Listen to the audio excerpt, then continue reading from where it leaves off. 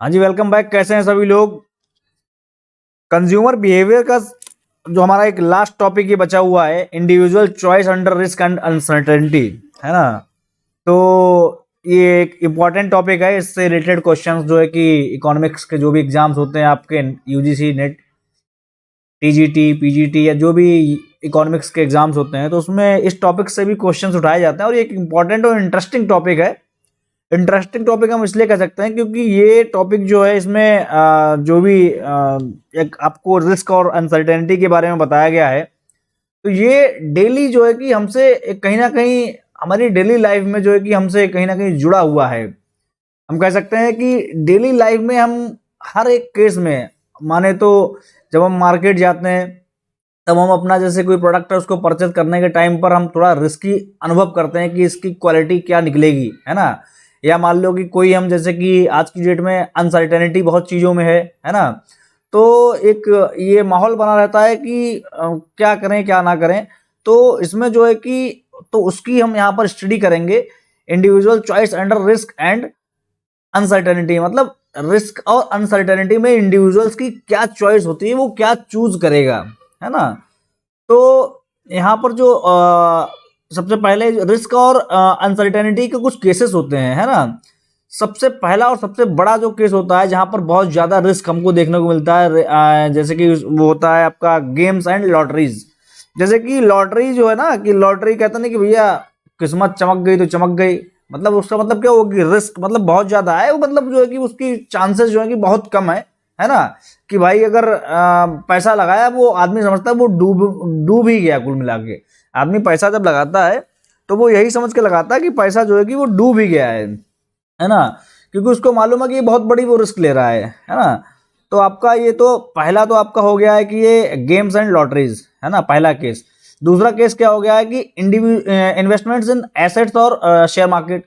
जैसे कि दूसरा रिस्क क्या होता है कि जैसे कि आपने सुना होगा कि भैया शेयर मार्केट है, भैया बहुत रिस्की है शेयर मार्केट में, भैया पैसा ना लगाना, जुआ है जुआ। इस तरीके से लोग आपने सुना होगा लोगों को कहते हुए, है ना।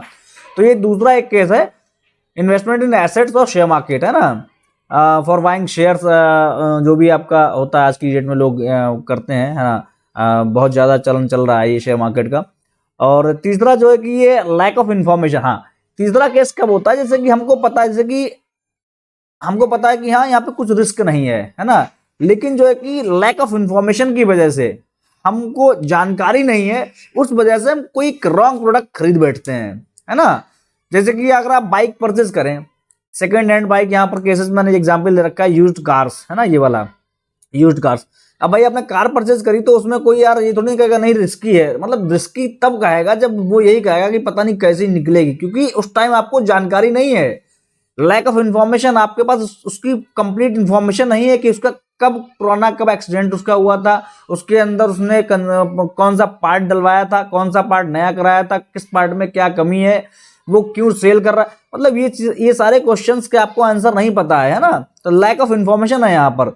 तो lack of information about quality of goods. तो ये तीन केसेस होते हैं जहां पर हम ये रिस्क और अनसर्टेनिटी को फील करते हैं। अब देखिए, रिस्क और अनसर्टेनिटी आपको एक तरीके से वर्ड जो है कि अगर मतलब जो है कि अगर आप ऐसे निकालें तो आपको एक जैसा ही लगेगा कि या तो रिस्क है इसमें या अनसर्टेनिटी है, कुछ भी हो सकता है ना। लेकिन इसमें डिफरेंस है इकोनॉमिक्स के टर्म्स में। इसमें जो डिफरेंस है, तो हम इसकी पहले डेफिनेशंस पढ़ते हैं, तो उसके बाद हम इसमें निकाल पाएंगे कि डिफरेंस क्या है। The risk refers to a situation. Risk उस सिचुएशन को रेफर करता है when outcome of a decision is uncertain. जब जो आउटकम जो है वो अनसर्टेन है कि क्या आएगा, कुछ भी आ सकता है ना। कि मतलब उसमें जो है कि आउटपुट जो है कि outcome of a decision is uncertain but when the probability of each possible outcome is known. लेकिन यहां पर रिस्क में क्या है कि हमको प्रोबेबिलिटी पता होती है कि प्रोबेबिलिटी क्या है कि 1:2 है ना, 3:4 है, या क्या प्रोबेबिलिटी है ना। तो हमको उसमें ये पता होता है कि उसकी प्रोबेबिलिटी क्या है कि जो उसका प्रोडक्ट जो हमको आउटकम जो रिजल्ट मिलेगा वो रिजल्ट आने की क्या प्रोबेबिलिटी है। जैसे कि यहाँ पर हमने कोई अगर सिक्का उछाला तो उसमें हमको मालूम है कि या तो हेड आएगा या टेल आएगा, प्रोबेबिलिटी क्या होगी 1/2 हो गई, है ना। तो यहाँ पर greater the variability of possible outcome. अब greater the variability of possible outcome, जैसे कि सपोज अभी रिस्क का एक अच्छा खासा एग्जाम्पल है इन्वेस्टमेंट इन शेयर, ये वाला।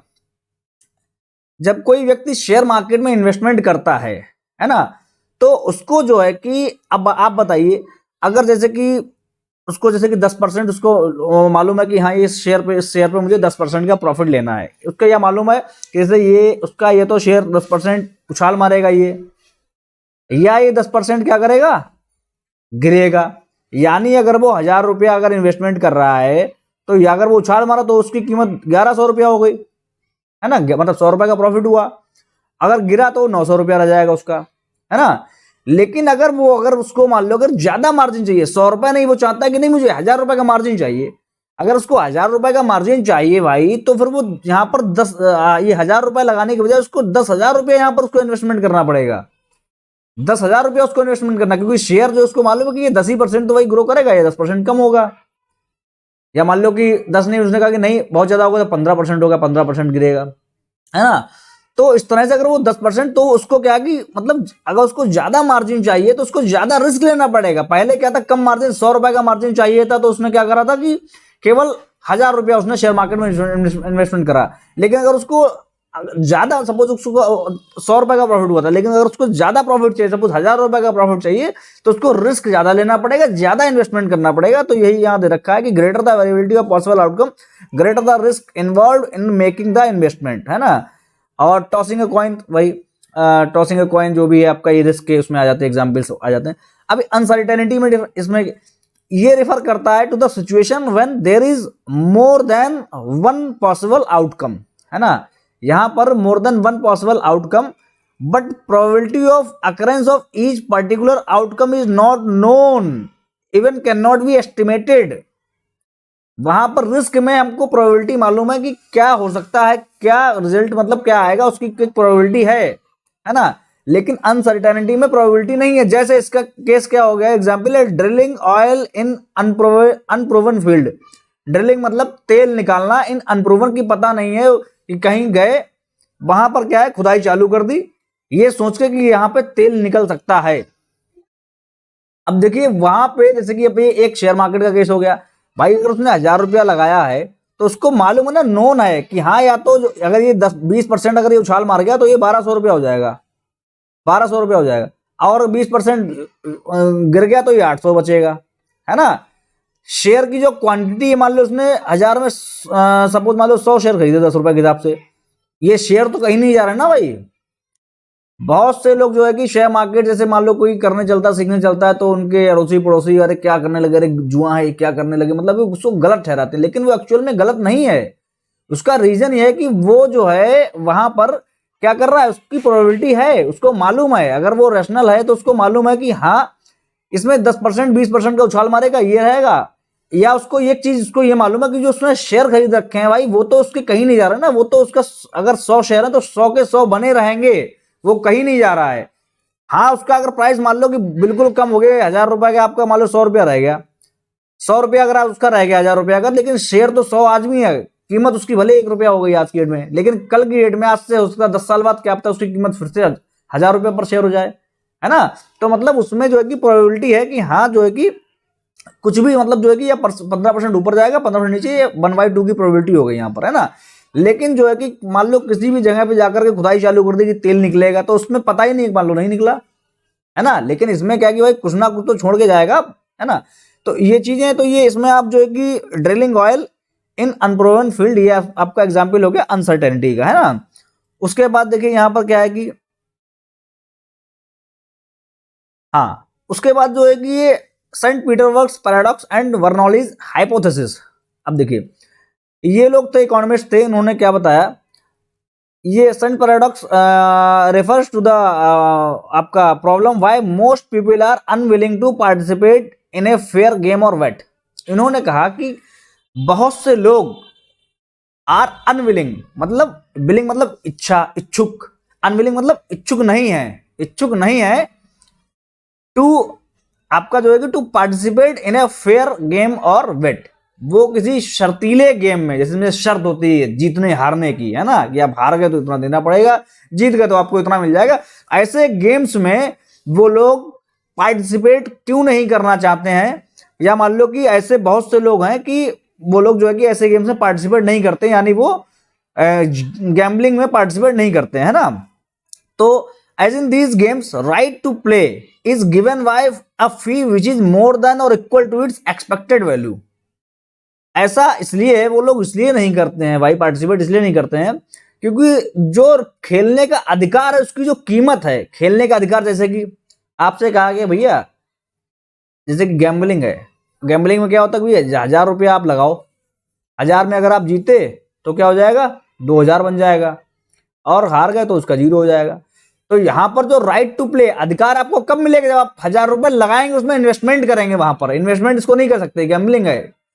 इन्वेस्टमेंट तो शेयर मार्केट में आप इन्वेस्टमेंट मत कहिए, इसमें यहाँ पे मैं कह सकता हूं कि आप सीधा उसको आप एक फीस दे रहे हैं राइट टू प्ले की, यू आर गिविंग। तो यहां पर जो राइट टू प्ले की फीस है which is equal to its expected value, expected value कह सकते हैं, या उसकी जो है कि इनकम कह सकते हैं। अब देखिए 1000 रुपए कमाने के लिए उसको सीधा सीधा 1000 रुपया लगाना पड़ जा रहा है वहां पर, है ना। तो मतलब उसको सीधा सीधा वहां पर 1000 रुपया जो है कि उसको सीधा सीधा लगाना पड़ रहा है। अगर वो मतलब जो है कि अगर सपोज लॉस कर गया, लूज कर गया गेम, तो उसका वो सीधा सीधा 0 हो जाएगा, मतलब उस गेम की कॉस्ट जो है वो 1000 रुपीज है।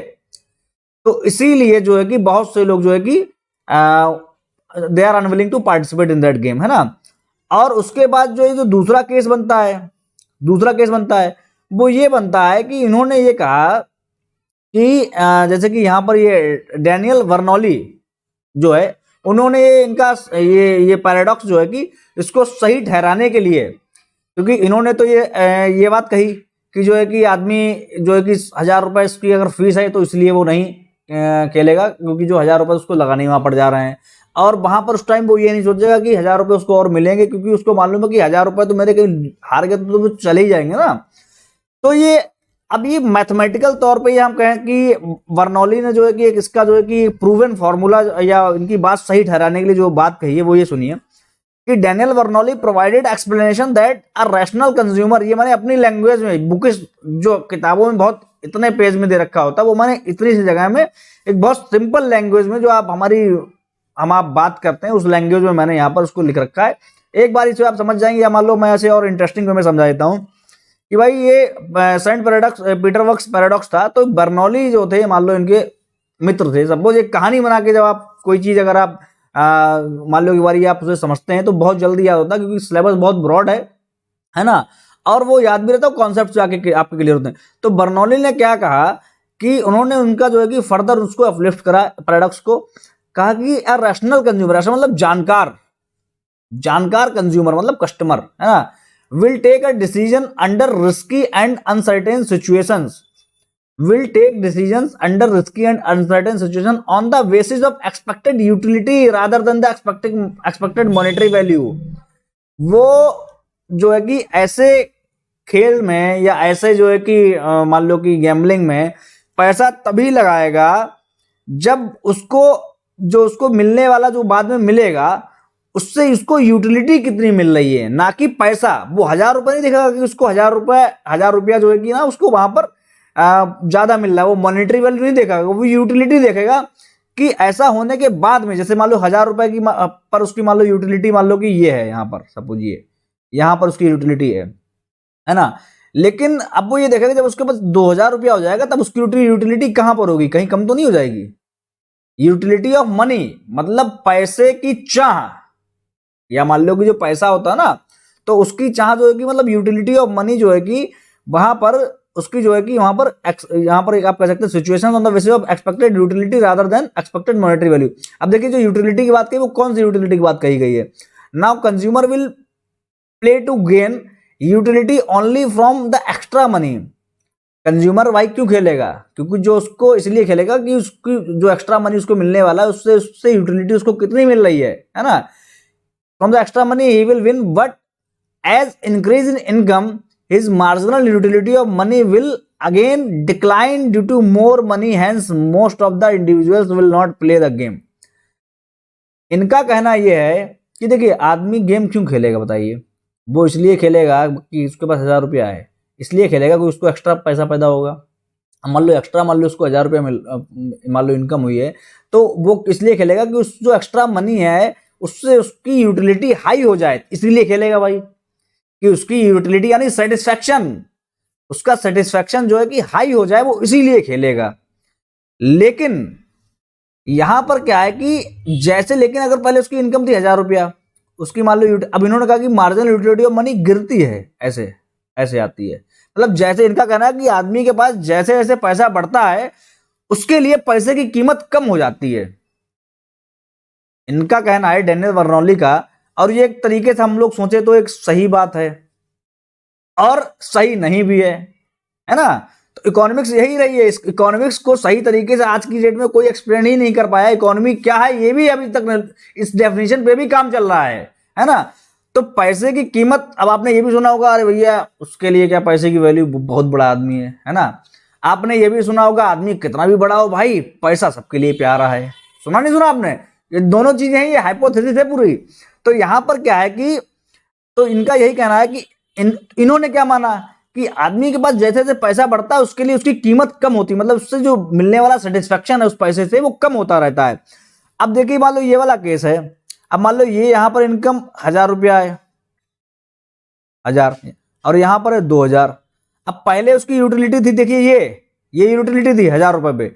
लेकिन अगर वो मान लो कि उसने सपोज यहां पर ये वाली यूटिलिटी थी, ये वाली यहां तक, मतलब जो है कि यहां से लेके यहां तक ये यूटिलिटी थी, इतना ये वाला पार्ट है ना। अब लेकिन सपोज 1000 रुपए, अब उसको मालूम है कि 1000 से अगर उसने 1000 रुपया और कमा लिया, तो उसको उसके पास 2000 रुपया आ जाएगा, 2000। लेकिन यूटिलिटी क्योंकि ज्यादा, उसको 1000 से 2000 रुपया हो गया, मतलब रुपया ज्यादा बढ़ गया, पैसा ज्यादा उसके पास आ गया। तो अब पैसे की यूटिलिटी, उसकी अहमियत जो पैसे की है उसके लिए कम हो जाएगी। यानी अब जो है कि वो उसकी यूटिलिटी जो है वो पहले थी इतनी, लेकिन अब वो उसकी यूटिलिटी हो गई कम। यानी अब तो उसकी यूटिलिटी कम हो गई भाई, लेकिन कंज्यूमर क्या चाहता है, उसकी यूटिलिटी बढ़े। लेकिन यहां पर क्या हो रहा है कि पैसा उसके पास और रहा है, तो उसकी यूटिलिटी और कम हो रही, तो इसलिए he will not be participating in that game, in that bit, or in that particular what hypothesis is going to be happen, okay। तो ऐसी वो हाइपोथेसिस में नहीं पड़ेगा कि जहां पर उसको यही नहीं पता कि क्या करें क्या नहीं करें, ठीक है। उसको ये लगे कि पैसा कमा तो ले पैसा, लेकिन उसको यूटिलिटी कम हो जाए, मतलब वो यही चक्कर में पड़ जाए मेरे पास पैसा ज्यादा है या यूटिलिटी मेरी ज्यादा है ना। तो वो ऐसी हाइपोथेसिस में नहीं पड़ेगा। तो यहां पर देखिए, अब ये है कि, तो इन्होंने उनकी बात सही ठहरा दी, जो आपका डेनियल बर्नौली है, इन्होंने, इकोनॉमिस्ट है माननीय डेनियल बर्नौली, इन्होंने इनकी जो है कि सेंट पैराडॉक्स का जो इनकी हाइपोथेसिस थी उसको सही ठहराई। उन्होंने वही ऐसे बात कही थी, इन्होंने उसका एक्सप्लेनेशन ऐसे घुमा कह दिया, अंदर इन जो चीजें थी वो उन्होंने बता दी, है ना, घुमा फिरा के उन्होंने उसको सही ठहरा दिया कि जो है कि हाँ। अब उसके बाद इसकी जो ग्राफिकल रिप्रेजेंटेशन है वो आप समझिए, ग्राफिकल रिप्रेजेंटेशन वो आप समझिए कि कैसे जो है कि ये ट्रू है। देखिए यहां पर जैसे कि ग्राफिकल रिप्रेजेंटेशन ये है कि ये आपका जो है कि एक्स एक्सिस पे हमने जो है कि पैसे ले रखे हैं कि उस व्यक्ति के पास जो है कि 1000 रुपीज कितना पैसा है ना। यहाँ पर मार्जिनल यूटिलिटी ऑफ मनी की यूटिलिटी उसकी कम। अब देखिए यहाँ पर देखिए उसी ट्रिक पे काम हुआ, जैसे कि जब पैसा यहाँ पर ज्यादा है तो मार्जिनल यूटिलिटी देखिए यहाँ पर कम है। भाई यहाँ इस वाले पॉइंट पे पैसा कितना है, लगभग इतना 16 हजार रुपया, लेकिन मार्जिनल यूटिलिटी उसकी कितनी है, इतनी, यहाँ से लेके इतनी। और यह इस वाले पॉइंट पे पैसा कम है तो मार्जिनल यूटिलिटी बढ़ती जा रही है ना। अब देखिए यहाँ पर क्या है कि ये unwillingness to participate in a fair game है ना, ये मतलब जो है कि अनिच्छा है, इच्छा नहीं है गेम में पार्टिसिपेट करने की। वो क्यों है, देखिए यहाँ पर जैसे कि उसके पास जो है कि ये पहले क्या था कि मान लो सपोज 10,000 रुपया था, अब उससे कभी गेम खेलो 1000 रुपये तुम्हें देने हैं, अगर जीत गए तो आपके 10,000 से क्या हो जाएंगे, ये 1000 में वैल्यू है ना, कि 10,000 रुपये उसके पास है, उससे कहा अगर भाई जीतोगे तो 11,000 हो जाएंगे तुम्हारे, और हारोगे तो 9,000। अब देखना, तो यहां पर अब ये देखिए कि यहां पर अब ये एमयूएम है, तो ये वाला देखिए ये यूटिलिटी जो है उसके 9,000 रुपए से पे 9,000 रुपए, अगर वो 1,000 रुपए मान लो कि हारता है तो ये वाली यूटिलिटी वो लूज कर देगा, ये वाली यूटिलिटी जो है कि वो क्या करेगा, लूज करेगा। यानी लूज जो यूटिलिटी करेगा वो करेगा ए बी डी, और यहाँ पर ये वाला पॉइंट है सी, ये वाला, ठीक है सी, मतलब ये रेक्टेंगल जो इतनी यूटिलिटी क्या करेगा, लूज करेगा अगर वो हारता है। अगर वो जीतता है ना, तो उसमें क्या होगा, इफ ही विंस, तो उस केस में क्या होगा, he will be gaining this much amount of utility. ये वाला जो रेक्टेंगल है वाला, ये आपका रेक्टेंगल क्या हो गया यहाँ पर, सी डी एफ ई, है ना, सी डी एफ ई। तो जो है कि वो इतनी जो है कि गेन करेगा। अब आप यहाँ पर देखिए यूटिलिटी ज्यादा कौन सी है, देखने में पता लग जा रहा है यूटिलिटी भाई ज्यादा कौन सी। देखिए यहाँ पर अगर इसमें इसकी यूटिलिटी है ये, अगर हम देखें तो ये, या हम कहते हैं मान लो ये पूरा ले लो, पूरा तो ले नहीं सकते लेकिन यहाँ ऐसे ले लो, या मान लो इतना ले लो, यानी मतलब जो है कि ये जो यूटिलिटी जो है ये है कम, और ये जो है कि ये है ज्यादा। यानी वो जो यूटिलिटी अगर वो उसकी मान लो कि अगर गेम लूज करता है तो जो यूटिलिटी कम होगी वो ज्यादा है अगर वो गेम जीतता है उससे मिलने वाली यूटिलिटी। यानी जो है एबीसीडी यूटिलिटी ये ज्यादा है और ये कम है, तो वो भाई अपनी, तो वो ऐसा क्यों करेगा। तो पैसा तो मान लो उसका, उससे बताया जा रहा है, उसे ये बताया जा रहा है कि 1000 रुपया भाई तुम्हारा, अगर हारोगे तो 1000 जाएगा, लेकिन अगर जीत के तो 1000 ही मिलेगा। लेकिन अगर भाई यूटिलिटी की बात करी जाए तो यूटिलिटी में वो तब पार्टिसिपेट करेगा जब ऐसा अगर यूटिलिटी में भी हो, जैसे कि अगर यूटिलिटी जो उसकी लूज हो और जो उससे मिले कम से कम वो भी तो इक्वल हो ना। लेकिन यहां पर क्या है, जो इसको यूटिलिटी जो अगर हारेगा तो उसकी ज्यादा यूटिलिटी उसकी कम हो जाएगी, अगर वो जीतेगा उससे मिलेगी जो यूटिलिटी, है ना। तो इसीलिए जो है कि वो जो यहां पर पार्टिसिपेट नहीं करेगा। दूसरा केस क्या है, unwillingness to participate at favourable when आपका है कि MU marginal utility of money declines.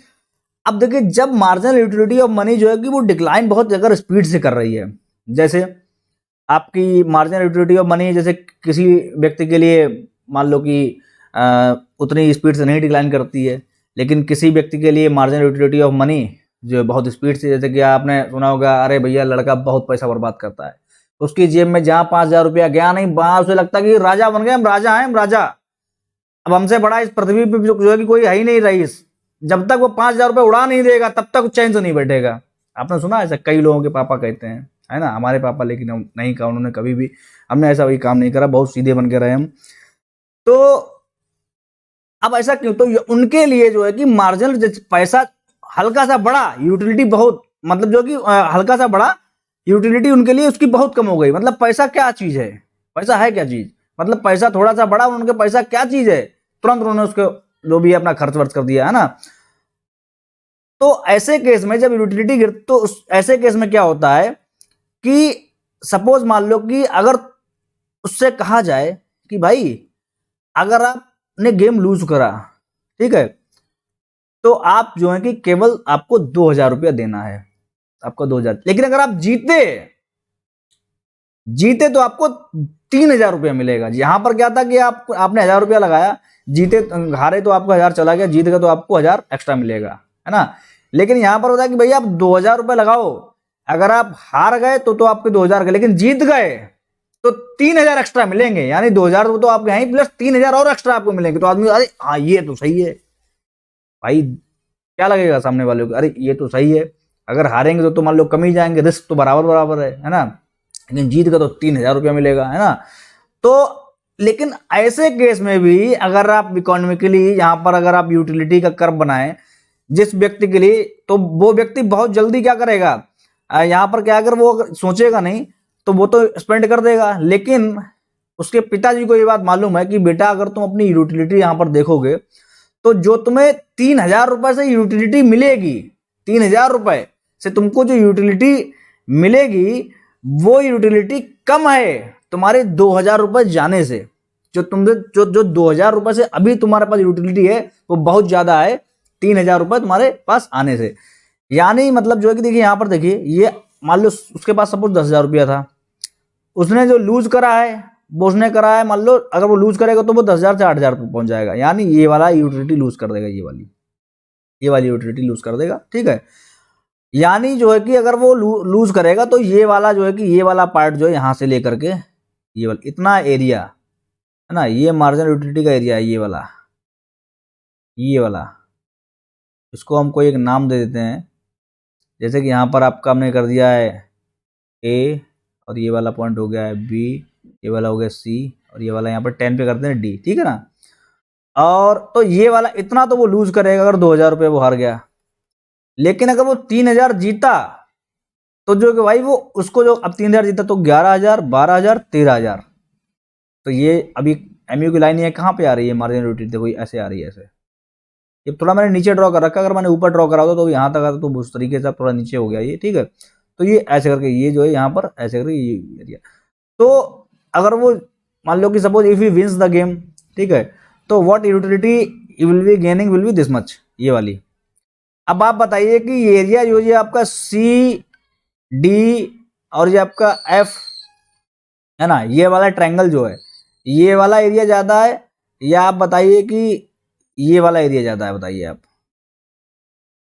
बताइए आप। ये वाला जो एरिया देखने में क्या लग रहा है, ये बताइए ये वाला एरिया जो है कि पूरा दूसरा कलर देता हूँ भाई, एक मिनट। एक तो हो गया ये वाला आपका कलर, अच्छा से लेता हूँ डार्क, कौन सा लूँ, एक आपका हो गया ये वाला बहुत बढ़िया, वो तो बिल्कुल ही डार्क नहीं है।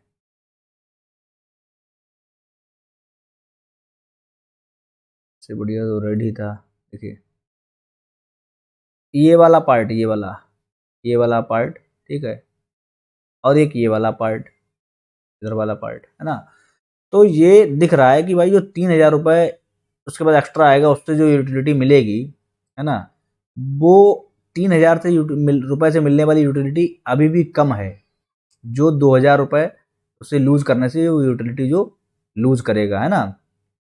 तो इसीलिए जो है कि यहाँ पर भी जो है कि रैशनल कंज्यूमर है, रैशनल जो जानकार है ना, कहते नहीं कि बच्चे को समझ ही नहीं मेरे, तो अगर बच्चा वो समझदार है, उसके बच्चे को समझ है ना, तो वो क्या करेगा, वो यहाँ पर पीछे हट जाएगा, नहीं नहीं भाई नहीं करना ऐसा, है ना। तो ये चीज है, तो इसीलिए जो है कि यहाँ पर unwillingness to participate at favourable when marginal utility of money declines rapidly, यहाँ पर भी वो क्या कर जाएगा, अनविलिंग हो जाएगा, वो उसकी इच्छा नहीं होगी पार्टिसिपेट करने की। आगे अब जो है कि ये फ्राइडमैन, ये आपका फ्राइडमैन सेवज हाइपोथेसिस है, इसको मैंने यहाँ पर ही नोट कर रखा है, इंटरेस्टिंग है, बहुत ही इंटरेस्टिंग है। कैसे, क्योंकि अब आप पढ़िए, मैंने अपनी लैंग्वेज में लिख रखा है, ठीक है। अब देखिए जैसे कि नहीं मोहल्ले बस्ती में होता है, उनने उनकी बातें, उन्होंने कहा अरे नहीं ऐसा नहीं ऐसा नहीं, किसी की बातें हो रही हैं तो उन्होंने कहा कि उन्हें उसकी बात काटनी है या नहीं सही लगी, सही नहीं लगी। कई लोग होते हैं उनकी बात जो कि सही नहीं लगती है, तो आदमी अपना पक्ष रखता है कि नहीं ये बात होनी चाहिए, ये सही बात है। आकलन होता है, उस पर एनालिसिस होता है ना, कि नहीं ये बात ऐसे सही हो सकती है, ऐसे गलत हो सकती है ना, तो बात पे एनालिसिस भी हुआ करता है। तो ऐसे ही फ्राइडमैन बैठे हुए थे, सोचा कि बर्नौली जो थे भाई, बर्नौली जो कि सेंट पैराडॉक्स को उन्होंने सपोर्ट करा, उन्होंने उनकी बात सही ठहरा दी कि भाई ये तो सही है, क्योंकि पैसे की जो मार्जिनल यूटिलिटी है वो तो गिरती है, जब गिरेगी तो जो है कि जब ज़्यादा पैसा आएगा तो व्यक्ति जो है कि उससे यूटिलिटी तो कम हो जाएगी, तो वो आदमी क्यों पैसा अपना बढ़ाना चाहेगा, क्यों गेम खेलेगा ऐसा जिसमें पैसा बढ़े, है ना। तो इसीलिए जो है कि consumer is unwilling to participate, है ना। बर्नौली तो यहाँ पर ये आपके फ्रेडमैन बैठे हुए थे, इन्होंने कहा कि भाई कि बर्नौली कहते हैं कि marginal utility of money diminish कर जाती है, कम हो जाती है ना, for most of the people, therefore they are unwilling to make fair bets, ऐसा बर्नौली ने कहा, है ना। देन क्वेश्चन अराइज, लेकिन सवाल ये उठता है भाई कि मोस्ट पीपल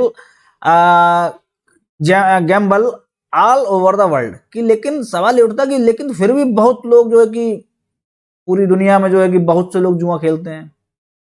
जुआ इन द सेंस आपके जो भी होता है आज की डेट में, जो जो देखिए हॉर्स रेसिंग है तो भाई जुआ है ना, एक तरीके से गैम्बलिंग तो है ये, कि भाई तुम्हारा घोड़ा जीत गया तो हम जो है कि इतना दे देंगे, हार गया तो इतना मिले। क्रिकेट में जो बहुत जहाँ आजकल ये सब होता है ना, मतलब जो है कि पीछे होता है जो भी होता है ना, तो लेकिन बहुत चलता है, हम लोगों ने ये सुना होगा कि बहुत चल रहा है, बहुत चलता है। ऐसा क्यों भाई, ऐसा क्यों होता है, फिर उन्होंने कहा कि फिर ऐसा होता क्यों है, उन्होंने तो कह दिया कि व्यक्ति जो है कि इच्छा नहीं करेगा ये गैम्बलिंग की या अनविलिंग टू पार्टिसिपेट नहीं करेगा, लेकिन ऐसा फिर भी हो रहा है, क्यों हो रहा है, ऐसा फिर भी हो रहा है। आर दे थॉटलेस, क्या उनके अंदर समझ नहीं है। इट मीन्स MUM यानी marginal utility of money don't decline, इसका मतलब ये हो कि मार्जिनल यूटिलिटी ऑफ मनी जो है वो डिक्लाइन नहीं करती है, उसने दिमाग लगाया है ये। इसका मतलब तो ये हुआ कि भाई पैसा, जब आदमी पैसा ज्यादा हो जाएगा तो उसकी यूटिलिटी कम हो जाएगी, है ना।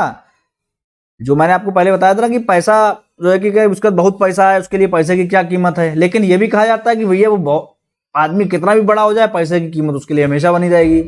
तो ये दोनों चीजें ट्रू है। तो इन्होंने इस वाली उस पर काम करा कि आदमी कितना भी बड़ा हो जाए, पैसे की जो उसके लिए वैल्यू कम नहीं होती। तो इन्होंने इस चीज को सही ठहराने की कोशिश करी है। तो यहाँ इन्होंने कहा कि यहाँ पर इन्होंने सोचा कि इसका मतलब ये हुआ कि आपका जो एमयूएम है वो डिक्लाइन नहीं करता है। न्यूमान मॉक्सटन प्रोवाइडेड द मेथड, है ना, of measuring numerically the marginal utility of money. इन्होंने एक ऐसा मेथड दिया जिससे न्यूमेरिकली जो है कि मार्जिनल यूटिलिटी ऑफ मनी पता करिए, based upon the Neumann cardinal utility analysis Milton Friedman. उसके बाद ये जो मिल्टन फ्रीडमैन, इन्होंने जैसे ये चीज जो ये बात कही थी, ये न्यूमैन एक साइंटिस्ट थे, तो उन्होंने ये बात अपनी ये सोची इतना, उन्होंने कहा कि अब हम इसको यूटिलिटी को दोबारा समझेंगे, यूटिलिटी को जो है कि हम ये दोबारा समझेंगे कि ये क्या है, ये वाकई में गिरती है। मुझे तो नहीं लगता ये गिरती है पैसा बढ़ने से, एमयूएम मार्जिनल यूटिलिटी मनी। तो मिल्टन फ्रीडमैन ने क्या करा, है ना, एंड आपका ये एलजे सेवेज, है ना, हाइपोथाइज करा दैट वाई सेम पर्सन। तब उन्होंने दिमाग लगाया कि भाई क्यों सेम पर्सन, यानी एक ही व्यक्ति इंश्योरेंस भी खरीदता है। अब भाई वो इंश्योरेंस क्यों खरीदता है, व्यक्ति इंश्योरेंस क्यों खरीदता बताइए? रिस्क को कम करने के लिए। गाड़ी का इंश्योरेंस करा लो भैया, क्यों, कभी भी लड़ सकती है, एक्सीडेंट हो जाएगा, रिस्क है, लड़ भी सकती नहीं भी, लेकिन इंश्योरेंस करा लो, क्यों, क्योंकि रिस्क कम करने के लिए। वही व्यक्ति, और वही व्यक्ति जो है कि आपने देखा होगा कि दे आर गैम्बलिंग टू, वो जो है कि जुआ भी खेल रहे हैं भाई, वही सेम व्यक्ति यहां पर, है ना, means they are risk avoiders and risk lovers. वो रिस्क अवॉइडर भी हैं और रिस्क लवर भी हैं, मतलब सेम व्यक्ति। अब ऐसा कैसे हो सकता है भाई? यहां पर तो उन्होंने कहा कि भाई ऐसा कैसे हो सकता है, दिस सीम्स कंट्राडिक्टरी है। तो कंट्राडिक्टरी भाई, है ना, कि जहां पर जो है कि वही व्यक्ति जो है कि, मतलब ये तो वो वाली बात होगी ना, मतलब अब क्या उसमें एग्जाम्पल हम क्या क्या जो आजकल बहुत होता है ना, कि कैसे पॉसिबल है, मतलब जो है कि वही व्यक्ति जो है कि कह रहा है कि नहीं भैया हम बहुत ज़्यादा ठीक है, वही व्यक्ति जो एक टाइम पे जो है कि कभी कभी कह देता है कि नहीं, एक टाइम पे कि भैया नहीं, जो है कि हम बहुत ज़्यादा जो है कि परेशान हैं। तो व्यक्ति सामने वाला जो है कि समझ ही नहीं पाता कि क्या है क्या नहीं है ना। तो यहाँ पर यही चीज़ आ गई कि वही व्यक्ति रिस्क लवर भी है और वही व्यक्ति हेटर भी है, रिस्क हेटर भी है ना, अवेटर मतलब रिस्क हेटर, है ना यहाँ पर। तो ये जो चीजें हैं, तो उन्होंने कहा कि ऐसा क्यों है, सो दे अबैंडन्ड, उन्होंने त्याग कर दिया बर्नौलीज हाइपोथेसिस, बर्नौली हाइपोथेसिस का उन्होंने पूरी तरह से त्याग कर दिया। क्यों? एंड अडॉप्ट, इसलिए त्याग कर दिया क्योंकि भाई बर्नौली ने तो कहा था कि दे आर, एक तरीके से हम कह सकते हैं कि रिस्क हेटर्स। लेकिन अगर वो हेटर्स हैं तो भाई वो ऐसा क्यों, यहाँ पर ये रिस्क लवर कैसे हो जाते हैं? वो तो भाई फिर भी वो ऐसा गैम्बलिंग करते हैं, है ना।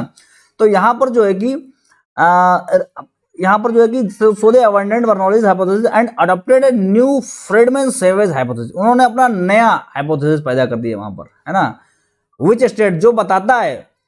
अब देखिए उन्होंने क्या कहा, for most people marginal utility of money, मतलब पैसे की जो अहमियत है बहुत से लोगों के लिए, up to a certain level, एक लेवल तक, ठीक है, ऑफ मनी इनकम, पैसे की जो इनकम उसकी एक लेवल तक जो है कि आपकी क्या कह सकते हैं कि इंक्रीजेस, बढ़ती है ना, और उसके बाद जो है कि एक मिडिल बिंदु पे जाकर के गिरती है। मतलब फिर उसके बाद पैसे की अहमियत जो है कि उसके लिए जब पैसा उसके बाद आ जाता है ना, मतलब भर का, फिर जो है कि वहां पर वो गिरती है पैसे की अहमियत।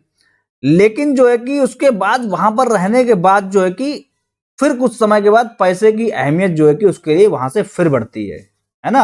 मतलब जो है कि अगर उसकी इनकम बढ़ रही है ना, तो वहां पर जो है कि पैसे की जो है कि मतलब जो एक तरीके से फिर से अहमियत बढ़ती है। कैसे होता है देखिए, अब देखिए सोचने वाली बात है, आप अपना खुद दिमाग लगा लीजिएगा। देखिए पहले कोई व्यक्ति था, जैसे कि एक कोई बहुत एक बेसिक सा एग्जाम्पल ले लेते हैं। देखिए जैसे कोई व्यक्ति मान लो कि एक गरीब था, ठीक है ना, ठीक है ना भाई, मान लो उसकी झोपड़ी थी, गरीब था वो व्यक्ति, उसके पास पैसा आ गया, है ना, तो उसे बहुत अच्छा लग रहा है, वो चाहता कि पैसा और मिले, कैसे भी मेरा जो है कि एक एक पक्का मकान बन जाए। पैसे की उसको भूख है। लेकिन जब उसका पक्का मकान बना तो अब वो वहां पर शांत हो जाता है। बहुत दे दिया भगवान ने, बहुत दे दिया हमको, बहुत दे दिया। बस बहुत कृपा करी हमारे ऊपर कि हमारी झोपड़ी थी, आज मेरा मकान है, पक्का मकान है, ठीक है। बहुत दे दिया, शांति से बैठ जाएगा भगवान, बस अब नहीं चाहिए, बहुत हो गया, ठीक है। आपने बहुत मदद करी वहां पर, मतलब यहां से वो उठा, यहां पर गया, अब उसके लिए वो पैसा नहीं मांग रहा है। अब मार्जिनल यूटिलिटी ऑफ मनी जो है वहां पर उसके लिए क्या हो गई भाई, जो है कि गिर रही है। अब उसको पैसा नहीं चाहिए, और अब उसको पैसा नहीं चाहिए, लेकिन ऐसे गिरी, ऐसे गिरी, ऐसे गिरी, और फिर यहां पर ऐसे ऐसे करके हो गई, ठीक ना। लेकिन जब वो उस स्टेज पर सालों बिता देता है, मान लो 1 साल, 2 साल, 3 साल, फिर वो ये भूल जाता है उसकी कभी झोपड़ी हुआ करती थी। ये भूल जाएगा वो कि उसकी कभी झोपड़ी हुआ करती थी या वो गरीब था। अब वो अपने कॉम्पिटिटर्स जो उसके हैं, जो पक्के मकान वाले जो लोग हैं, पड़ोसी हैं, अब वो उनसे जो है कि कॉम्पिटिटर, या मान लो उसके पड़ोसी नहीं है लेकिन जिनके पक्के मकान है, तो वो उनसे कंपटीशन करेगा, उनसे आगे निकलने की सोचेगा, क्योंकि अब वो उस लेवल पर आ गया है। तो अब जो है कि उसके लिए पैसे की फिर भूख हो जाएगी, है ना। जैसे कि अब वो जो है कि वो पहले कामना करता था एक पक्के मकान की, लेकिन अब वो कामना करेगा किसकी, मतलब एक तरीके से आप कह सकते हैं कि बिल्डिंग की, या मान लो कि और ज्यादा जो कि सेटिस्फैक्शन की है ना, अब वो उसकी कामना करेगा, है ना। तो इसीलिए उसकी वहां पर फिर से जो है कि मार्जिनल यूटिलिटी ऑफ मनी जो है कि वहां पर उसकी जो है कि उसमें पैदा हो जाती है। फिर वो पैसा बचाने लगेगा, फिर वो चाहेगा पैसा और आए, फिर वो रिस्क लेना स्टार्ट करेगा वहां पर, फिर वो वहां पर कुछ भी कर सकता है। मतलब अगर उससे कोई कहे भैया 1000 रुपए इन्वेस्टमेंट करो, 1500 मिल जाएंगे, वो कर देगा क्योंकि उसे पैसे की भूख है। लेकिन एक टाइम पे अगर वो भाई उसके पास जो है कि रिस्क जो है कि अगर नहीं लेना चाहेगा तो वो क्या करेगा, तो वो जैसे कि उसके बाद मार्जिन यूटिलिटी यहाँ पर शांत हो गया, उसको पक्का मांगे, वो शांति से बैठ गया और नहीं चाहिए, तो उससे कहा भैया 1000 रुपए क्या लगाओगे, वो कहेगा भैया बस बहुत दे दिया भगवान ने हमें, अब नहीं चाहिए बस, ठीक। लेकिन यहां पर जो है कि अब जो है कि वो रिस्क लेवर बन जाएगा, मतलब यहां पर अब वो इसकी कामना कर रहा है यहां पर जाने की। यहां पर अब जब वो यहां पर जाएगा, फिर जाएगा, तो फिर अब होगा बस भगवान बहुत दे दिया अब आपने, बस यही चाहिए था, यही आपसे मांगा था, आपने हमें दे दिया। अब जो है कि कुछ नहीं चाहिए, किसी बात की कामना नहीं, जितना मांगा आपने उससे ज्यादा दिया। अब जो है कि बस हम जो है कि आपका बहुत धन्यवाद, आभार। 2 साल 3 साल वो वहां पर फिर रहेगा, तब तक जो है कि देखा किसी बिल्डिंग वाले ने अपने ऊपर जो है कि हेलीकॉप्टर लाके खड़ा कर दिया। हेलीकॉप्टर लगे, मतलब समझ रहे बात का, आपने देखा होगा, ये जनरल एग्जाम्पल्स हैं ये। तो उसके बाद मतलब उसकी यूटिलिटी वहां पर फिर कम हुई, लेकिन फिर बढ़ गई। इनका यही कहना, इन्होंने फिर ये लोन है यही, अब ये होता है वाकई में। तो इसीलिए तो फर्दर केस, फर्दर स्टडीज होती है, फर्दर पुरानी जो इकोनॉमिस्ट हैं या पुराने साइंटिस्ट हैं, उनके जो अजम्पशंस होते हैं, उनकी जो बातें होती हैं, तो नए साइंटिस्ट आते हैं वो उनको क्रिटिसाइज करते हैं, कमी निकालते हैं, और इसीलिए इकोनॉमिस्ट पैदा करे जाते हैं, इसीलिए साइंटिस्ट पैदा करके, ताकि वो जो है कि नई चीज, नई खोज करें, है ना, ताकि वो फर्दर पुरानी स्टडी करें, पुरानी स्टडी करें, समझे। अब देखिए यहां पर मैं कल को डेट में रिसर्च करूंगा, तो भाई मैं ये ऐसे क्यों समझ रहा हूं, क्योंकि अब इसमें से भी अगर कुछ हो सकता है तो मैं, मेरा रिसर्च पेपर वही होगा कि नहीं बर्नौली भी गलत थे, या बर्नौली के बाद जो है कि इन्होंने कहा कि ये आपके फ्रीडमैन ये भी गलत थे, ऐसा नहीं, ऐसा होता तब मैं अपनी रिसर्च दूंगा वहां पर। तो इसीलिए कहते बहुत ध्यान से समझिए, इंटरेस्टिंग वे में पढ़िए। समय कितना हो रहा है मुझे नहीं मालूम है, लेकिन मुझे ये मालूम है कि यहां पर ये चीज आप अगर लगन से समझ रहे होंगे तो आप समझ जाएंगे कि हाँ वाकई में हो क्या रहा है। इकोनॉमिक्स में आपको जो आपको, जिसे आपने डायरेक्टली पढ़ लिया फ्रीडमैन सेवेज, तो आपको यही पता रट रहे हैं फ्रीडमैन सेवेज का नियम ये था कि यहाँ से यूटिलिटी बढ़ गई, ऐसे कम हो गई, पता ही नहीं। अब भाई उन्होंने ऐसा क्यों, फ्रीडमैन सेवेज क्यों आए, उन्होंने ऐसा क्यों कहा, मतलब तो ये भी तो पता होना चाहिए कि पहले ऐसा ऐसा पहले सेंट पैराडॉक्स था, है ना, या पहले जो है कि बर्नौलीज थे, उन्होंने ये बात कही तो वो उनकी बात का, तो मतलब ये चेन बिल्कुल हमको मालूम चाहिए। तो इसलिए लेक्चर 1 से लेकर के मैं आराम आराम पूरी माइक्रो इकोनॉमिक्स कवर कर रहा हूं, है ना। तो पूरा स्टार्टिंग से लेकर के मैं चाहता हूं कि आप ऐसे जो है कि छात्र बने जो लग के जो इकोनॉमिक्स से आपको प्यार हो, है ना। मुझे इकोनॉमिक्स से प्यार है, आई लव इकोनॉमिक्स, है ना। और मैं इस मतलब जीवन खपा दूंगा इसी में, जीवन इसी में खप जाएगा मेरा, है ना। इसी पे रिसर्च करूंगा, इसी के बारे में जानूंगा, समझूंगा, जो भी भला हो सकेगा मुझसे उसी के माध्यम से करूंगा जितना हो पाएगा, है ना। तो यहाँ पर जो है कि ये तो उन्होंने कहा कि भाई, तो उन्होंने वही बात कही थी, for most of the people marginal utility of money diminishes, कम होती है up to a certain level of marginal, for most of the people marginal utility of money diminishes up to a certain level, इस वाले level तक यहाँ पर जो है कि वो क्या होती है, बढ़ती है ना, इंक्रीजेस फ्रॉम दैट। उसके बाद जो मिडिल पॉइंट है, ये वाला मिडिल पॉइंट हो गया यहाँ पर, ठीक है, level to a certain higher level marginal utility of money, thereafter, उसके बाद at every high level of income it again diminishes, की हाई लेवल ऑफ इनकम, यहाँ पर इनकम हाई थी, उसके बाद ये फिर कम हो गई, यहाँ पर उसकी इनकम हाई थी फिर कम हो गई, यहाँ पर उसकी इनकम हाई थी फिर कम हो गई, है ना। तो ऐसे उन्होंने कहा कि, तो उन्होंने ऐसे दिया, तो यहाँ पर मैंने ये आपका ये यहाँ पर दे रखा है ये ग्राफ कि उसकी यूटिलिटी जो है कि यहाँ से पहले यहाँ गई, उसके बाद जो है कि शांत हो गया वो, फिर जो है कि कम हो गई, पैसे की भूख है, मार्जिनल यूटिलिटी गिर रही है, पैसे की मतलब मार्जिनल यूटिलिटी ऑफ मनी यहाँ पर जो है कि वहाँ पर जो हम आपको बता दें कि यहाँ पर जो है कि इस तरीके से यहाँ से वो उठा, ठीक है, उसके बाद यहाँ पर ऐसे हुआ, उसके बाद फिर उसकी भूख बढ़ी, फिर वो उसके ऊपर गया, है ना, फिर ऐसे। तो इस तरह से जो है कि यहाँ पर उन्होंने मार्जिनल यूटिलिटी ऑफ मनी का कॉन्सेप्ट दिया, ठीक है। तो यहाँ पर एक हम एग्जाम्पल ले लेते हैं, ठीक है, जैसे कि अब जो है कि क्यों व्यक्ति पार्टिसिपेट क्यों करेगा, देखिए, जैसे कि सपोज यहाँ पर कंज्यूमर की इनकम जो थी, है ना, वो मान लो कि 35,000 रुपया थी, उससे कहा कि भैया 5,000 रुपये का खरीद लो, क्या, लॉटरी टिकट खरीद लो 5,000 रुपये का।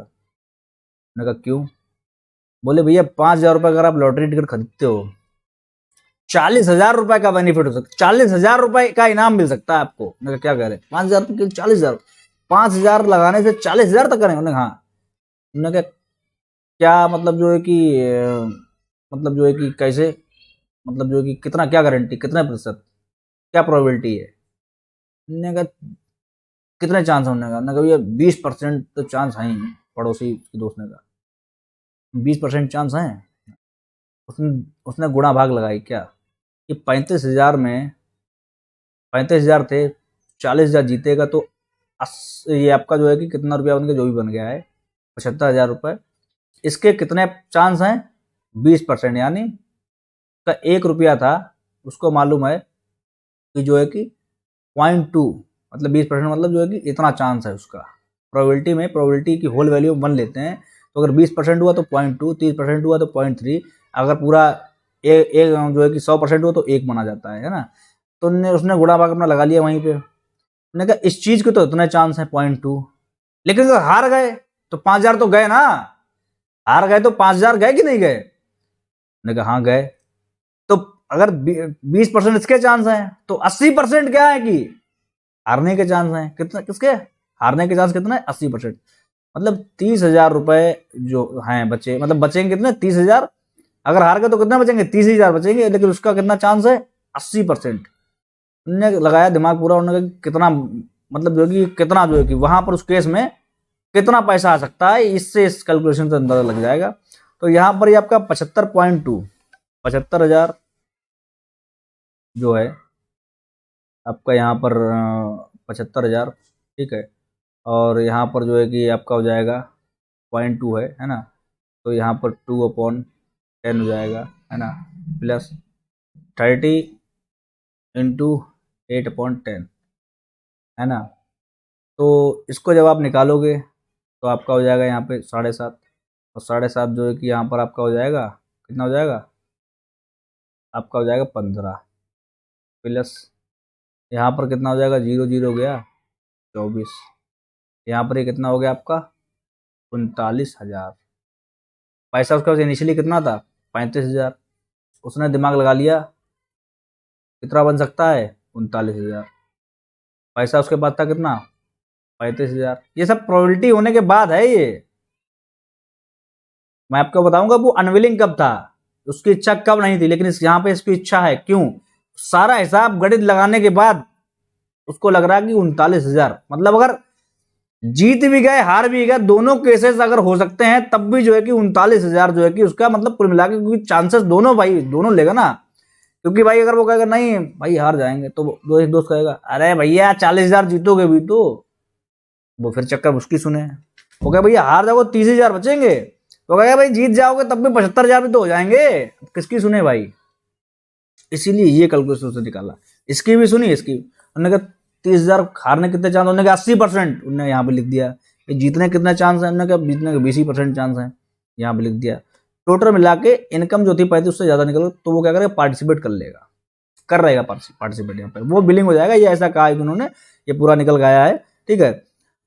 लेकिन उस वाले केस में क्या था, बरनौली वाले में, ठीक है, वहां पर कि या मान लो कि जो केस है जब अनविलिंग कब होता है, जैसे कि 1,000 रुपया उनने कहा कि या मान लो यहाँ पर कोई एक इनकम ले लो, यहाँ पर एक इनकम ले लो आप कोई, ठीक है। तो उसमें क्या था कि भाई 1,000 रुपये आपका चांस है, 1,000 रुपया जीतोगे तो 1,000 रुपया, हारोगे तो 1,000 रुपया, है ना। और 0.5 इसका चांस है, और 0.5 इसका चांस है। इनकम कितनी थी पहले, 1,000 रुपये थी। बन कितना रहा है, 500 ये बन रहा है, प्लस 500 ये बन, मतलब जितना, मतलब जो है कोई इंक्रीमेंट नहीं हुआ है, जितना पहले था उतना, इसलिए वो अनविलिंग कर जाएगा, क्योंकि उसकी फीस ही उतनी पड़ रही है, खेलने की फीस ही उतनी पड़ रही है ना। उसके बाद जो यहाँ पर जो है कि ये इसका, इस पे बेस्ड कुछ न्यूमेरिकल्स हैं, वो हम अगले लेक्चर में लेंगे, है ना। उसमें पूरा हम यहाँ पर आपको ये बताएंगे कि ये कॉर्ड ये ड्रॉ क्यों करा गया है, कॉर्ड ये स्पेशली क्या दिखाता है, ठीक है। कॉर्ड ये हमारा इसलिए स्पेशली दिखा रहा है ये कि यहाँ पर जो है कि जो यहाँ पर जो 39,000 रुपया जो है ना, ये यूटिलिटी दिखा रहा है कि पहले उसकी यूटिलिटी थी ये वाली यहाँ पर, लेकिन नई उसकी यूटिलिटी हो जाएगी ये वाली यहाँ पर वाली। तो न्यूमेरिकल्स को डिस्कस करेंगे। अब इसका पार्ट मैं आपसे कहूँ कि इस चैप्टर का केवल जो है कि अभी 30% पार्ट क्लियर हो पाया है, ठीक है।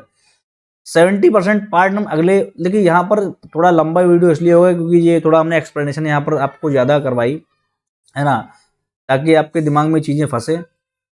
तभी फिर जो क्योंकि अगला पार्ट है वो थोड़ा मैथमेटिकल है, तो इंटरेस्टिंग चीज़ मैं पहले लाया, ठीक है। अब ये क्योंकि अब आपका इसमें इंटरेस्ट बन गया होगा, ठीक है, तो अब आपको और इच्छा हो रही हो कि आप individual choice under risk and uncertainty आप और पढ़ें, तो अगला जो पार्ट मैथमेटिकल है तो उसमें इतना टाइम नहीं लगेगा, हालांकि 70% पार्ट छूट गया है तो इतना टाइम फिलहाल नहीं लगेगा, ठीक है। तो वो हम नेक्स्ट लेक्चर में कवर करेंगे। बाकी थोड़ा मैथमेटिकली हम और थोड़ा अच्छे से समझेंगे कि क्या है, ठीक है। बाकी मैं आपसे कहूँगा कि चैनल जो है कि आप सब्सक्राइब करिए, है ना। सब्सक्राइब इसलिए करिए, बेल आइकन दबा करके उसका बेल जो भी है, अब बेल आइकन वगैरह दबाइए ताकि आपको नोटिफिकेशन मिले। मैं डेली क्लास अपलोड करता हूँ तो आप तुरंत देखें क्लास। ये नोट्स हैं मतलब भर के, आप इन्हीं नोट्स को अपनी लैंग्वेज में भी, जैसे कि मान लो कि आपको लग रहा है कि हाँ आप जो है कि और अच्छे से मान लो इनसे भी कुछ आप छोटा कर सकते हैं, और आपको याद करने की जो भी आपकी ट्रिक्स है उसमें आप नोट्स अपने बनाइए, है ना। हालांकि मैंने जो बुक इस बहुत ये 10 पन्नों का इतना इतना मैंने यहाँ पर उतार रखा है ना। तो यहाँ पर जो है कि ये आप ये 10 पन्नों का जो कंटेंट है वो 2 पन्ने में कर रखा है, और यहाँ पर बाकायदा सिंपल अच्छी लैंग्वेज में लिख रखा है ना। तो कोई दिक्कत समस्या प्रॉब्लम हो या कुछ समझ में नहीं आ रहा तो आप मुझे कमेंट में बताइए। कोई टॉपिक हो इकोनॉमिक्स का,